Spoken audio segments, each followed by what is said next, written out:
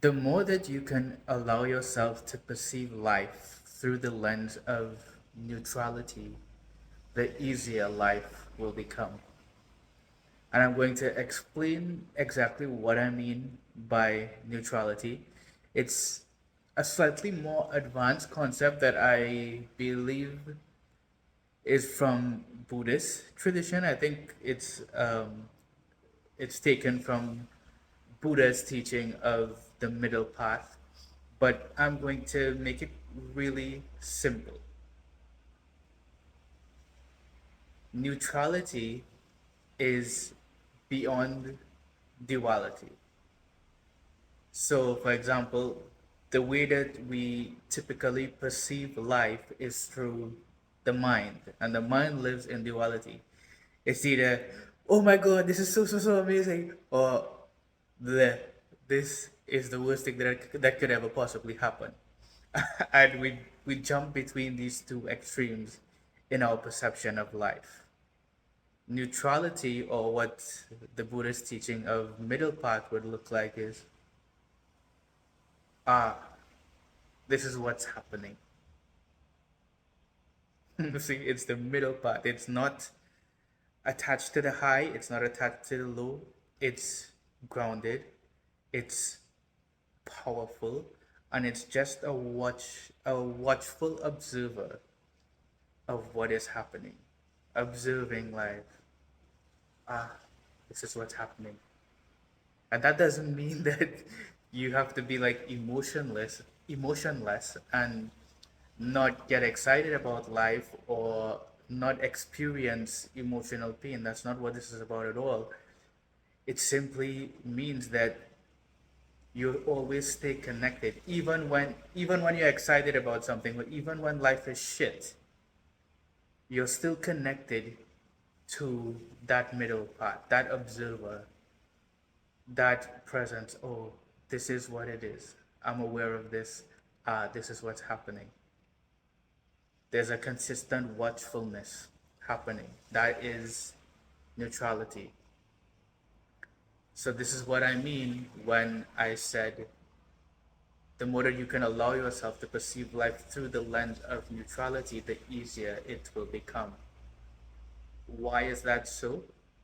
Because when we are too excessively excited or too excessively depressed or like that pessimistic kind of thing, when we are in those two extremes, highly emotionally charged without that presence, without that middle path, it's really easy to be manipulated here and here. When we are highly emotionally charged, when that high or that low pulls us to the extent where we lose our awareness, our consciousness, our watchfulness, that observer middle path. When we're not connected to that middle path, that groundedness, that power within us, we get pulled. And so when we are highly excited, it's easy for us to be manipulated by the people, by this world, because we're not present. We're not thinking, we're just riding that wave unconsciously. If you want an example of this, just watch the news. They pump you full of fear, and then because they trigger so much fear in you, they're able to keep you in a disempowered state. Because after you watch the news, all you're going to be thinking about is everything that's wrong in the world.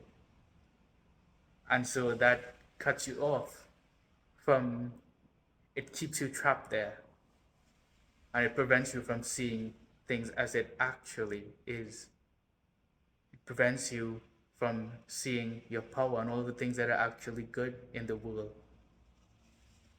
Prevents you from focusing on the light and the immense magic and power that is within you that can outcreate everything in this physical world.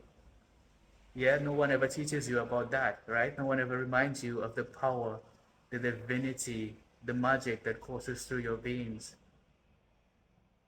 of your ability to create anything So that is why the middle path, this Buddhist teaching, again, I at least hope so, if I remember correctly, it's a Buddhist teaching, but that's why this is so important, the middle path. So practice this. For whatever reason, this is the message that really wants to come through today. So someone needs to hear it. And I hope that it empowers you. I hope that it helps you to remain more present and grounded. And in that watcher, start observing yourself. Observe it all. Observe when you get excited. Observe when things aren't going your way. Observe when you're frustrated. Not to try to change anything. Observe. Just watch. Watch it. And in that watchfulness, there's presence, there's awareness, there's light, there's power. And this is the middle path.